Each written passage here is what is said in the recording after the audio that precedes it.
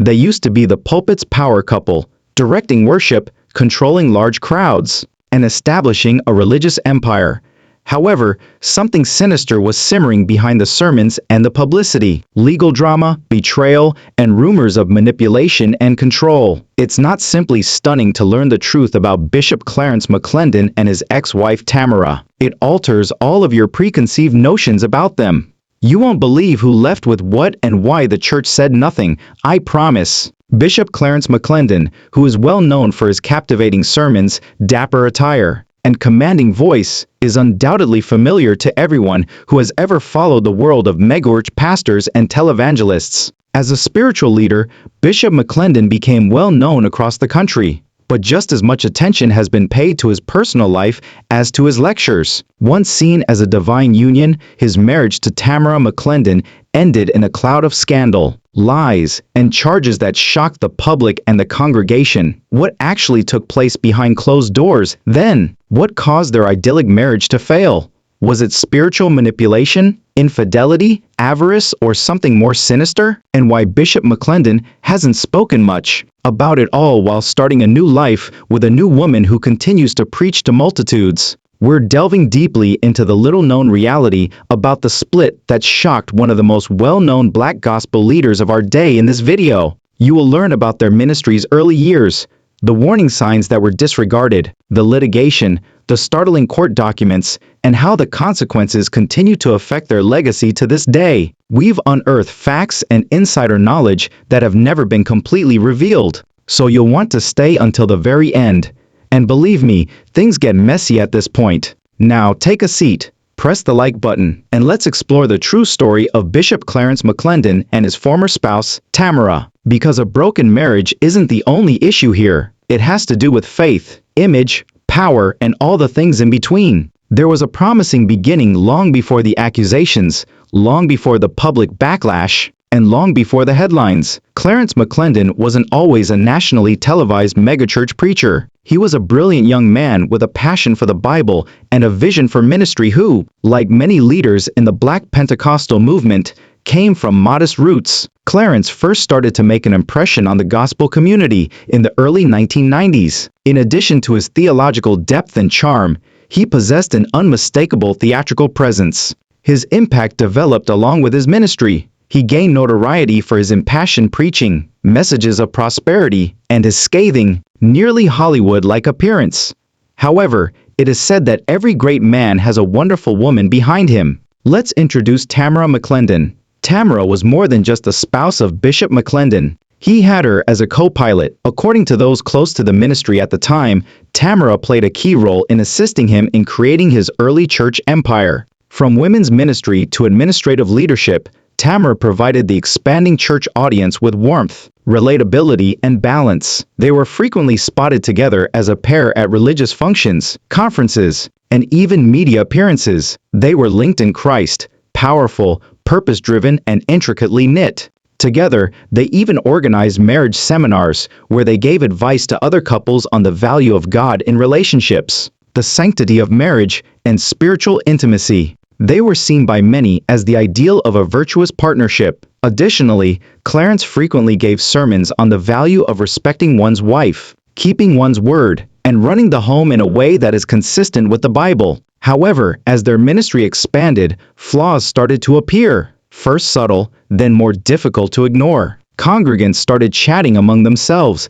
about Tammera's growing lack of attendance at Sunday services. She became quieter and more aloof, according to others, and then the church leadership abruptly changed. Tammera has stopped playing prominent roles. Flyers for the event gradually stopped mentioning her. She was reportedly quite dissatisfied behind the scenes, not only with the church, but also with the man she had thought God had given her. Nevertheless, no public announcement had been made, and everything appeared to be okay to outsiders. All of that was going to change though. They don't want you to know the surprising part though. With lawsuits, rumors, and a highly publicized divorce imminent, the formerly gorgeous image of this power couple would entirely collapse in a matter of months. Every high-profile divorce has a backstory that is typically kept under wraps, particularly in positions of church leadership. However, even before the formal announcement, insiders started to notice that Bishop Clarence McClendon and his then-wife Tammera were having major problems.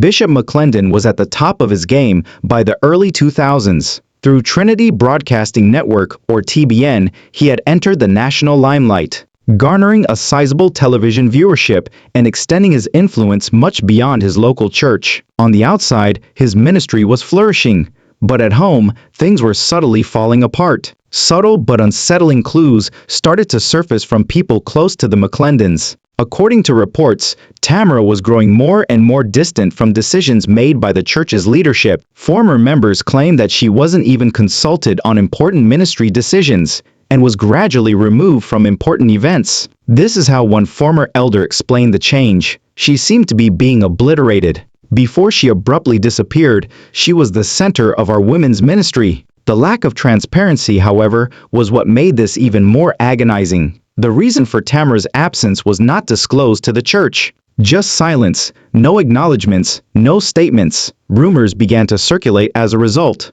And they did. Despite Tammera's own lack of public confirmation at the time, accusations of manipulation, emotional distancing, and control started to circulate. But one thing was for sure. She didn't appear to be the happy, determined lady she used to be. Then the shocking news arrived. The fact that Tammera had filed for divorce was made public in 2000. It stunned the Christian community. The McClendons had been admired by many as a model of a virtuous marriage, but suddenly the whole thing had fallen apart. More startling, though, was how fast Bishop McClendon moved on. Bishop McClendon married Priscilla Delgado a week after the divorce was finalized. Additionally, many people who had backed the McClendons during their ascent found the optics to be absolutely heartbreaking. Take a moment to consider that. A week, this 16-year marriage wasn't a respectful time of grieving or a quiet transition. No, it was abrupt, quick, and quite divisive. More significantly, how did Tammera feel about being replaced so quickly? Many started to wonder. Was this marriage planned before the divorce was even finalized? Had there been something going on in the background? This timeline has been the subject of passionate dispute within the religious community to this day. Some rationalize McClendon's behavior by claiming that God had freed him from that commitment and that he had been suffering in quiet. Others in the congregation, especially the ladies, felt deceived not only for Tammera, but also because they had emotionally engaged in the McClendons' collective goal. The reasons for the formal separation were not fully disclosed in the divorce's public court filings. Nevertheless, the remarrying's rapidity caused concerns worldwide. Through his ministry team, Bishop McClendon gave succinct, rehearsed comments asserting that God had given him the ability to proceed and that he was fulfilling his divine mission. However, many people found these claims to be unconvincing and a well-polished way to defend dubious timing. Tammera, meantime, decided to keep quiet. She completely avoided the limelight,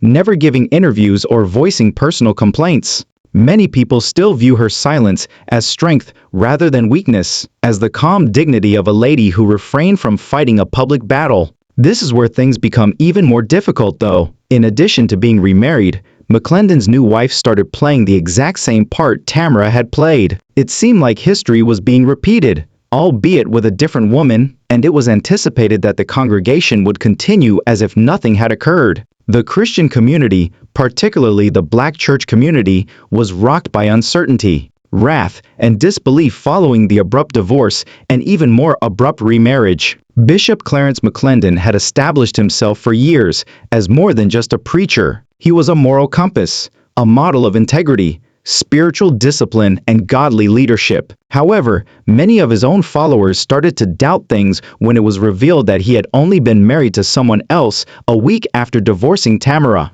Did this man who preached covenant and commitment really walk the walk? Did he step out on his wife emotionally or even physically before? Was the question that church officials, members, and viewers of his national television program were left to wonder. Bishop McClendon insisted in subsequent interviews that he had not committed adultery. But the optics told a different story, and perception is everything, especially in ministry. His remarriage timing felt to many like a betrayal of both trust and transparency. If the divorce was finalized, what did that say about the spiritual foundation of his entire ministry? Online discussion erupted, and Christian commentators, gospel blogs, and spiritual leaders didn't hold back. Some referred to it as a spiritual scandal, while others went further and accused Bishop McClendon of abusing his position to further his own agenda, using God's name to defend choices that would have destroyed the ministry of the average man. Even former members of his Reformation Church of Los Angeles started to voice their opinions. According to reports, some members left the congregation in protest, believing that the church had shifted its focus from Christ to performance and control. The lack of accountability made matters worse. Despite the public controversy, there was no official church discipline, no sabbatical, and no attempt at reconciliation with Tammera. The situation became even more complicated when Bishop McClendon continued to preach and host his TV shows as if nothing had happened. The spiritual community was split, but mega pastors and famous Christian leaders mostly said nothing. Many of them who had previously shared stages with Bishop McClendon and others who had developed whole platforms on the value of biblical marriage didn't publicly address the issue. The public was watching, and many were not buying the silence. TBN quietly started lowering Bishop McClendon's visibility behind the scenes, and his influence on some Christian networks waned. Some claim it was because they didn't want to judge a fellow human being, while others think it was just about safeguarding their own brand alliances and business ties. In a 2005 interview,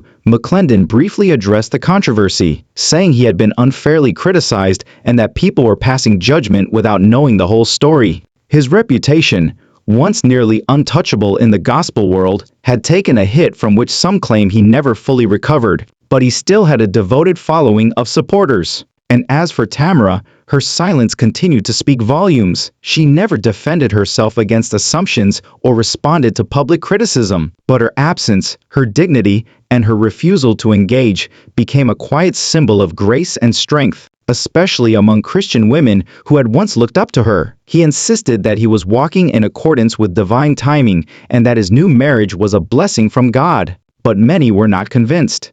This is where things take a darker turn. Years after her departure from the pulpit, accusations surfaced that McClendon had developed a pattern of controlling behaviors in leadership, especially toward women.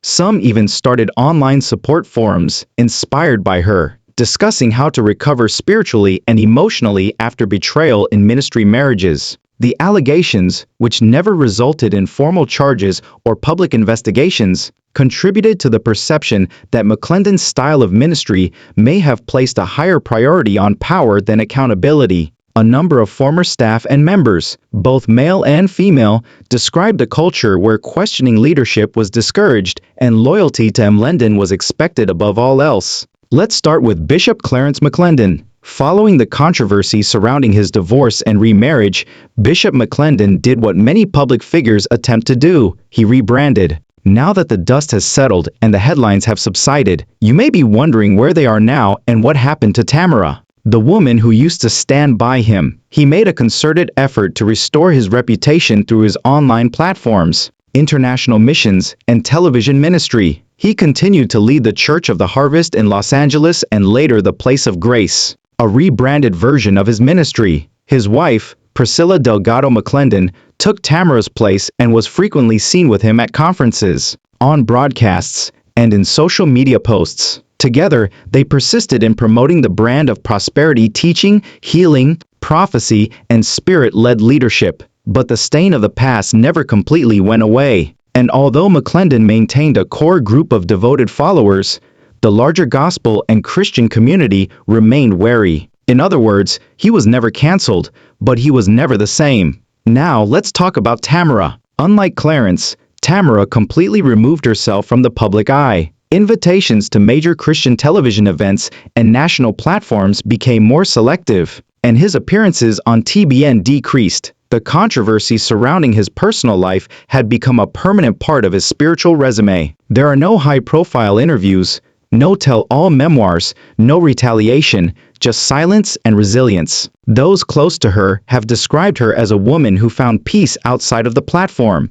someone who shifted her focus toward healing, faith, and helping others behind the scenes. She appears to have chosen a path of private healing and personal growth after years of being in the spotlight, standing on stages, serving in women's ministry, and traveling with her husband. Even in her silence, Tammera became a silent example of what it looks like to rebuild your life after betrayal, not with bitterness, but with grace and boundaries. Rumor had it that she pursued personal counseling and later started helping women going through similar experiences, but never publicly, never with the need for revenge or validation. Her exit revealed the toxic pedestal many churches place on pastors and their spouses, a dynamic that can crush the very people it claims to uplift. Her story has had a lasting impact, though, as many women who had once idolized the McClendon marriage said the breakup forced them to reevaluate what kingdom relationships really mean, and whether the church is doing enough to hold male leaders accountable when they fail morally or emotionally. Tammera's story gave voice to the voiceless, not because she spoke loudly, but because she endured visibly. Other people also started to speak up, sharing their own experiences of being forgotten, shamed, or silenced in ministry marriages where power dynamics were unbalanced. And then there's the broader spiritual dialogue this story sparked. Almost 20 years later, the McClendon divorce is still brought up in discussions about church transparency, spiritual abuse, and leadership ethics. It forced pastors, bishops, and gospel influencers to confront difficult questions, such as, can someone preach deliverance while privately walking in dishonor? How can churches support spouses who are discarded or silenced after divorce? And here's the emotional kicker. Did Bishop McClendon ever apologize to Tammera? Not in a public or formal manner, and not in a way that the innumerable women and men who felt deceived by what transpired could see or hear. It's no longer just about two people and a failed marriage. It's about a system that permitted it to happen with little to no accountability. So after removing all the layers, the rise, the fall, the backlash, and the silence, what are we really left with? A story that isn't just about a bishop and his ex-wife, but about something much deeper: how power can corrupt, how image can be mistaken for integrity, and how even in the holiest places, people can still be deeply flawed. There is still no clear answer to this question, only speculation, but for many, the damage had already been done. Tammera McClendon, a woman who quietly walked away from it all, is on the other side of the storm. Bishop Clarence McClendon may have rebuilt his platform, continued preaching, and moved on with his life. But questions remain about both his choices and the structure of the modern church that permitted them to remain uncontested. Her story is more than just tabloid gossip for the church world. It's a cautionary tale that makes us ask, what does true accountability look like in ministry? Are we elevating leaders to such a high level that they forget they're human? Most importantly, are we defending the institution of marriage or the brand of Christianity? She chose peace rather than retaliation with words, tearing down her ex-husband in public and seeking fame from her suffering. Do you think Bishop McClendon handled the situation with spiritual integrity? Did the church and the public treat Tammera fairly? What lessons can the faith community learn from their story? Please share your thoughts in the comments section below. Whether you agree with how it ended or not, one thing is clear: the truth eventually comes to light. And when it does, it reveals not just who someone says they are, but who they've always been. This isn't just tea. This is real life, real consequences, and real healing. Thank you for watching, and until the next time, keep asking questions, keep praying, and keep searching for the truth. If this video gave you a new perspective, don't forget to like, subscribe, and share it with someone who needs to hear the truth behind the headlines.